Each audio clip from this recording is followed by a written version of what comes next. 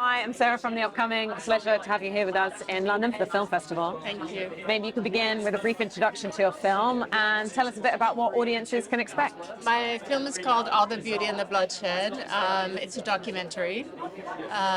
It's about the artist, the renowned artist, Dan Golden. There's two storylines. One is her fight against the Sackler family and their involvement in fueling the overdose crisis globally and trying to shame them and have their name taken down at museums. And it's also about her work as a photographer. I think audiences should expect to hopefully cry a little bit and hopefully laugh. Hopefully they'll be inspired to engage in direct action protests. Of course, we've heard a lot about the opioid crisis, now named the Sacklers, more familiar to us. There's obviously still a lot more to be said. So what was your way into this story, and why did you feel like this angle was a new one that needs to be seen on screen? Well, yeah, this was a story about a renowned artist who decided to use her power in the art world and to take enormous personal risks in terms of her career, in terms of bringing upon a very powerful, wealthy family that and you'll see in the film that they're followed by private investigators who hang out in front of her house. So there's like physical threats, there are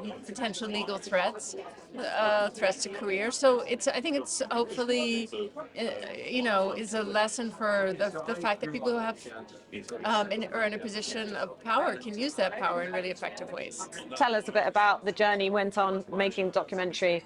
What were some of the challenges, but perhaps also some of the highlights for you? We did a protest here in London at the V&A, Victoria Albert, because they have these courtyard with all these porcelain tiles that were donated by the Sackler family, and the Sackler name was prominently displayed. The director was very resistant to doing anything, but it was announced last week that the name was coming down. So it's an example that organizing works, and it's also very much about like shifting the shame, so that there's a lot of it's important to her to destigmatize things like drug use, that the shame should be placed on this case, the billionaire profiteers. That's where the shame belongs. Do you feel like, although it's been in the news, I don't know where they're up to in terms of the fight for justice, but it feels like however much you try and expose these things, Right. however many news stories, however many films, there was recently the series Dope Sick. Yeah. Does it feel like sometimes it doesn't even reach? Well, it's not justice. It's a story about impunity. They should have been held criminally liable for their involvement because they knew the addictive dangers of the drugs very early on, like almost 2 decades ago, and did nothing. They just kept wanting to sell more and more and more. And so, none of them are going to currently are facing criminal charges. So it's ultimately about, a wealthy family that ultimately buys their way out of it. It's about impunity. It's about total impunity and getting away with murder in the end. And how would you characterize your filmmaking style, and how do you think that's evolved over time? And do you take influence from other documentary makers, or is yours quite distinct? I tell stories about individuals who are kind of in a historical, sort of in the crux of some sort of historical moment. So I made a film about Edward Snowden called Citizen 4, which was about the whistleblower Edward Snowden. And so that I'm interested in individuals who are willing to take risks, to fight injustice and push back against the lies of society.